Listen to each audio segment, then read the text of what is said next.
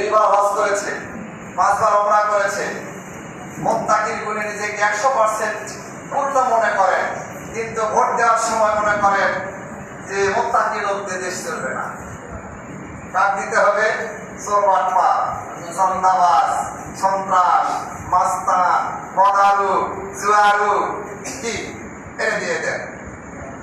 80 বছরের মুত্তাকি ভোট দিলেন চাঁদাবাজকে, ভোট দিলেন সন্ত্রাসকে, বেনামাজিকে, তাহলে রাসূল সাল্লাল্লাহু আলাইহি যুগের সম্পূর্ণ বিপরীত হবে কিনা? সেই যুগের সন্ত্রাসরা ভোট দিয়েছে আবু বকর রাদিয়াল্লাহু আনহুকে, আর এই যুগের মুত্তাকিরা ভোট দিচ্ছে সন্ত্রাসকে, ঠিক না? তাই রাষ্ট্রের এই অবস্থা। প্রয়োজন শুধু ন্যায় বিচার চালু করার উদ্দেশ্য হওয়া এবং আল্লাহর বিধান তথা আইনের পক্ষে ভোটকে সাক্ষী বানানো।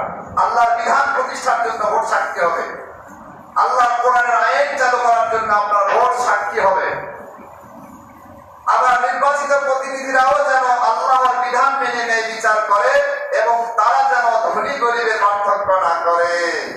আপনি যখন ভোট দেওয়ার সময় ধনী গরিব দরিদ্র দেখে দিয়েছেন, প্রতিনিধিরা নির্বাচিত হয়ে আসার পরেও বিচারের চেয়ারে বসে ওটাই বিচার করেন, কে ধনী কে গরিব, কার পক্ষের আয়না দিলে আমার চেয়ার ঠিক থাকবে, ভোট পরে বাড়বে, এই চিন্তায় তারাও লালন করেন। কিন্তু আল্লাহর ঘোষণা হলো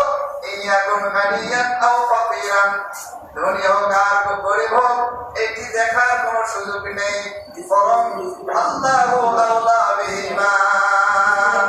ধনী গরিব দরিদ্র চেয়ে আল্লাহর হকটা এখানে বেশি, আল্লাহর ন্যায় বিচার প্রতিষ্ঠার বিষয়টা এখানে অধিক গুরুত্বপূর্ণ। অর্থাৎ ন্যায় বিচার প্রতিষ্ঠার লক্ষ্যে কোন ভোটার অথবা নির্বাচিত প্রতিনিধি কেউই যেন প্রবৃত্তির অনুসরণ না করে, অর্থাৎ নিজের খেয়াল খুশি মতো বাদ বিচার না করে যাকে তাকে সমর্থন বা ভোট না দেয়।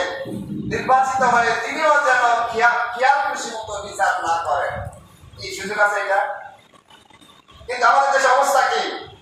আমরা স্লোগান দেয়, আমার ভোট আমি দেবো, যাকে ইচ্ছা তাকে দেব। কোরআন কি তাই বলে? কোরআন বলে না তোমার বাপও যদি হয়, সে যদি ন্যায় এবং সততার বিপরীত লোক হয়, তাহলে তোমার বাপও তোমার ভোটটা পাবে না। তোমার আত্মীয় যদি হয়, সে যদি ন্যায় বিচার এবং সততার বিপরীত কেউ হয়, তাহলে আত্মীয় হলেও, শ্বশুর হলেও, বিহাই হলেও, জামাই হলেও সে তোমার সমর্থন পাওয়ার কোনো অধিকার এখানে রাখে না। এটা যে আত্মীয়তার সম্পর্ক ঠিক রাখার বিষয় না, এখানে কার সম্পর্ক ঠিক রাখার বিষয়, আল্লাহর সম্পর্ক ঠিক রাখতে হবে। এজন্য করে হযরত